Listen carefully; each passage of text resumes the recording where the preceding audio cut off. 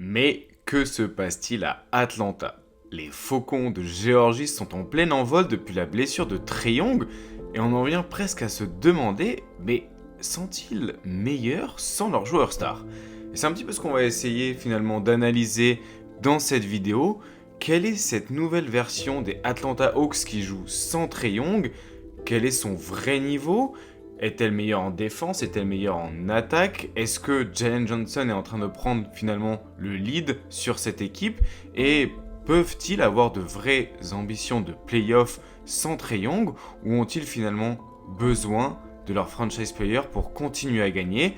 Eh bien, on va analyser les chiffres et les vidéos pour essayer un peu de comprendre finalement qu'est-ce qui se passe du côté de la Géorgie cette saison.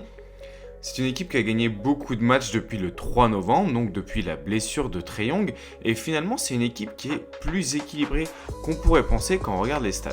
En effet, on retrouve 119 d'offensive rating et 112 de defensive rating, ce qui fait d'eux la 12e attaque et la 9e défense, un effectif field goal très bon, ce qui signifie que finalement ils arrivent à trouver des bonnes zones de tir et même de bonnes zones à 3 points malgré l'absence de Trae Young. Il provoque aussi énormément de turnovers, ce qui fait d'eux une des équipes qui se projette le plus en transition et ça correspond énormément au profil qu'ils ont sur les ailes avec Dyson Daniels, Nickeil Alexander-Walker, Zaccharie Zaché et même Jalen Johnson.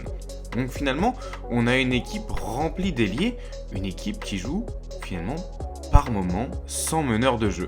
Et c'est ça aussi qui va être intéressant un petit peu à regarder, c'est comment offensivement, ils ont développé un jeu en 5 out sans meneur de jeu.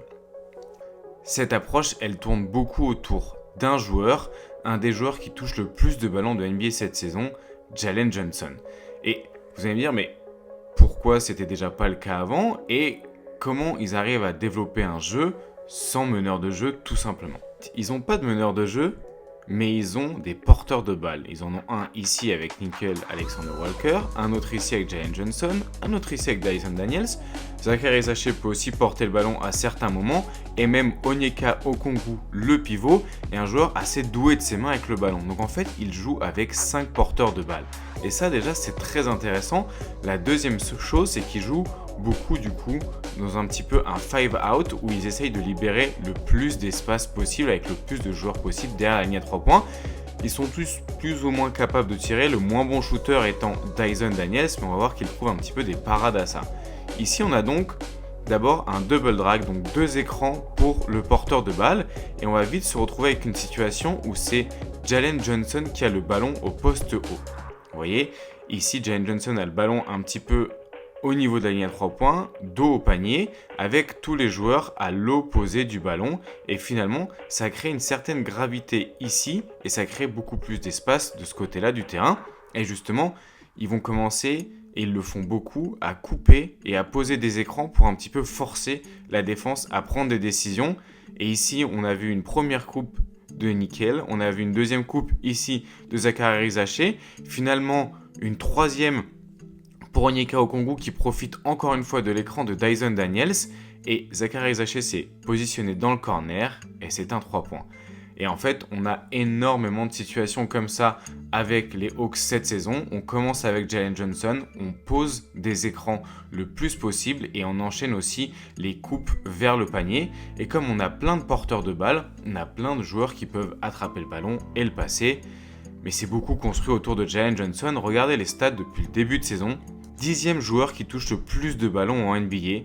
On a le 16e volume de passes décisives, le 13e volume de rebonds, 11e volume d'interception et aussi il a progressé à la provocation de fautes, ce qui est un très bon indicateur sur sa progression au drive.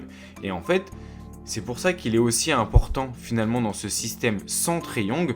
C'est parce qu'ils ont quand même besoin d'un porteur de balle primaire qui soit capable de se projeter au cercle et qui déclenche un petit peu ses attaques qui ensuite génèrent beaucoup de mouvements. Et c'est beaucoup ça, en fait, cette équipe des Hawks. C'est une multiplication des porteurs de balles pour enchaîner les passes, les drives, les coupes et les écrans. Et finalement, ils donnent beaucoup de ballon à Dyson Daniels aussi. Et pourquoi ça ? En fait, le ballon à Dyson Daniels, c'est un peu un moyen de le cacher. Finalement, on le cache en lui mettant le ballon dans les mains parce que c'est le moins bon shooter souvent sur le terrain. Mais s'il a le ballon, sa match-up direct est obligé de rester face à lui et il peut alors plus profiter du spacing. Le spacing est très dépendant de Dyson Daniels, mais avec ses progrès au drive et comme porteur de balle, où ici il prend Devin Booker de vitesse, il y a des bonnes choses qui se mettent en place. Et finalement, c'est aussi important ces moments sans Trae Young pour que chacun de ces joueurs puisse un petit peu progresser dans leur registre de jeu, et notamment Nickel Alexander-Walker. Depuis le début de saison, il joue en fait comme porteur de balle avec la blessure de Trae Young. Peut-être c'est un des joueurs qui a le plus le poste de meneur dans cette équipe des Hawks, et il profite énormément à ses coéquipiers, surtout qu'il peut beaucoup jouer en transition, ce qui permet énormément de fluidifier le jeu, et encore une fois, aussi une menace à 3 points pour punir à l'extérieur. Vous voyez ici, il commence en porteur de balle avec, du coup on a un écran ici d'Onyeka Okongwu pour Dyson Daniels. Donc Nickel Alexander-Walker lâche le ballon et va d'abord poser un écran, puis descendre petit à petit, se positionner d'abord au niveau du dunker spot, ce qui fait que le protecteur de cercle est Devin Booker. Donc déjà ça casse un petit peu la structure défensive des Suns, et ensuite il va aller se placer dans le corner au moment du drive, et finalement, après plusieurs drives qui s'enchaînent du côté des Hawks, il peut en profiter et tirer depuis le 3 points. La multiplication des porteurs de balles, c'est aussi la multiplication des poseurs d'écran pour libérer par exemple ici Onyeka Okongwu. Et en fait, c'est très important aussi cette multiplication des poseurs d'écran, parce que ça permet parfois d'apporter des joueurs qui sont des moins bons défenseurs, comme ici Duncan Robinson, directement dans l'action, pour en faire profiter d'autres porteurs de balles. Et c'est tout ça un petit peu l'idée des Hawks cette saison, c'est beaucoup de joueurs qui peuvent faire beaucoup de choses. Alors, il n'y a pas de joueurs qui sont transcendants, il n'y a pas de joueurs qui ont un niveau élite à ce qu'ils font, mais il y a des joueurs très polyvalents, et c'est pour ça qu'on a aussi un jeu qui paraît très collectif. Toutes les actions qu'on voit depuis tout à l'heure, finalement, qui s'enchaînent, c'est beaucoup des pauses d'écran, des coupes vers le cercle, et on a eu très peu, finalement, d'isolation. Tout simplement parce que c'est peu de joueurs qui sont capables de faire la différence en isolation, mais des joueurs qui, eux, sont capables de jouer dans les espaces et de profiter un petit peu finalement des réactions de la défense suite aux écrans qui sont faits ou suite aux coupes qui sont faites en direction tout simplement du panier. Mais le problème, c'est qu'il y a des moments où de ne pas avoir de joueurs qui sont capables de faire la différence avec isolation, ça va commencer potentiellement à être problématique. Et du coup, ça a été le cas notamment dans cette fin de match face à Détroit, avec des joueurs comme Jalen Duren ou Ozar Thompson, même Javonte Green, qui peuvent participer un petit peu à des schémas de switch all qui annulent finalement les mouvements collectifs des Hawks et qui met aussi en lumière tout simplement le manque de création individuelle. Vous voyez, depuis tout à l'heure, les écrans s'enchaînent, mais comme l'équipe des Pistons switch tout, finalement aucun décalage est créé, on essaye de faire la différence en 1 contre 1, mais c'est là où un profil finalement comme Trae Young va venir manquer, c'est parce qu'en 1 contre 1, on n'a pas forcément de joueurs capables de faire la différence, et c'est là où potentiellement des défenses de zone ou les défenses de switch all comme ici avec les Pistons peut devenir très problématique pour les Hawks, et c'est là où finalement on arrive peut-être aux limites de ce que peuvent donner les Atlanta Hawks sans Trae Young, parce qu'une équipe sans créateur transcendant comme Trae Young, finalement va venir à des moments arriver face à des limites tout simplement structurelles, de ne pas être capable de créer la différence individuellement, et face à des switch all très bons comme celui de Détroit, qui peut même être fait par d'autres équipes qui ont préféré même laisser les Hawks attaquer un mismatch que venir défendre à 2 et se laisser un petit peu plonger et piéger par les écrans, et du coup on a une attaque qui devient parfois très statique, et on a aussi le problème que les Hawks ont des non-shooters que les équipes vont préférer finalement laisser tout seuls, quitte à les laisser ouverts. C'est pour ça qu'il va avoir besoin du retour de Trae Young. Tout simplement parce que c'est un joueur qui réduit énormément les turnovers, quelque chose que les Hawks ont eu pas mal de problèmes à gérer depuis sa blessure.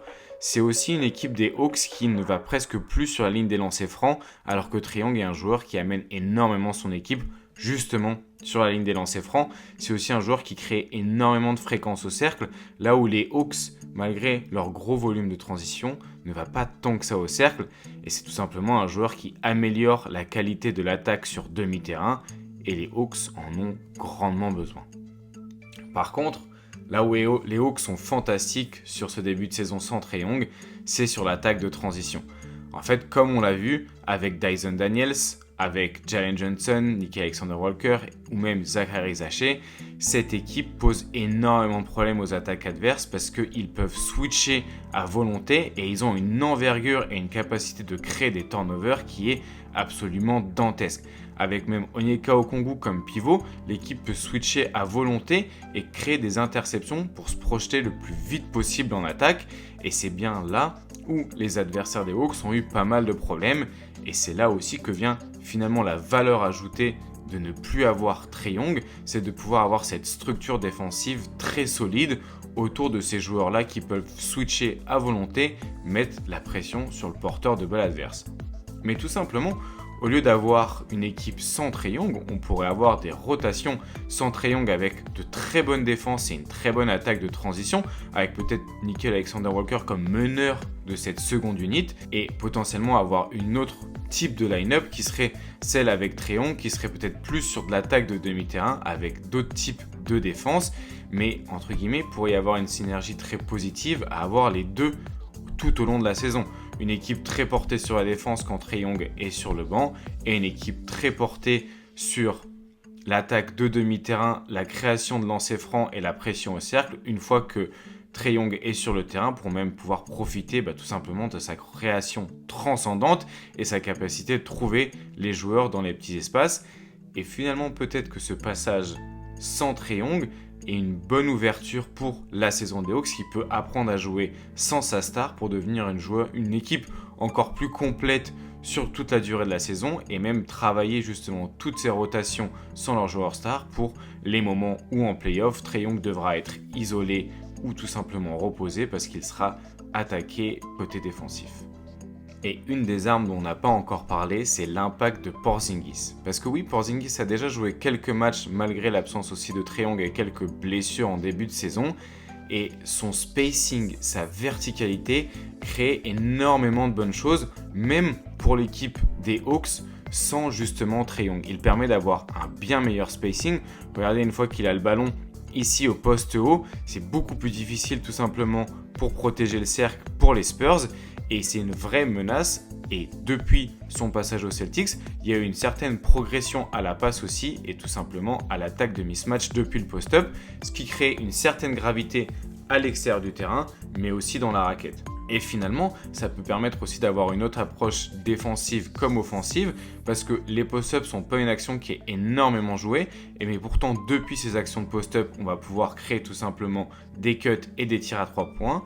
Et défensivement, la présence tout simplement de Porzingis pourra permettre de faire du drop plus que du switch all. Donc comme Trae Young, Porzingis va pouvoir apporter une autre alternative à cette équipe des Hawks. Alors, peut-être que cette équipe des Hawks n'est pas meilleure sans Trae Young, mais elle a un tout autre visage. Et cet autre visage, avec et sans Porzingis ou avec et sans Trae Young, pourrait permettre d'être vraiment très compétitif sur tout le reste de la saison parce que il y a une équipe qui est très complète et qui peut permettre vraiment de venir gagner la bataille des possessions grâce au turnover provoqué et de s'éclater en transition, se projeter rapidement. Alors dans cette conférence Est où il n'y a pas encore vraiment de grosses équipes décidées, peut-être que les Hawks ont leur tour à jouer.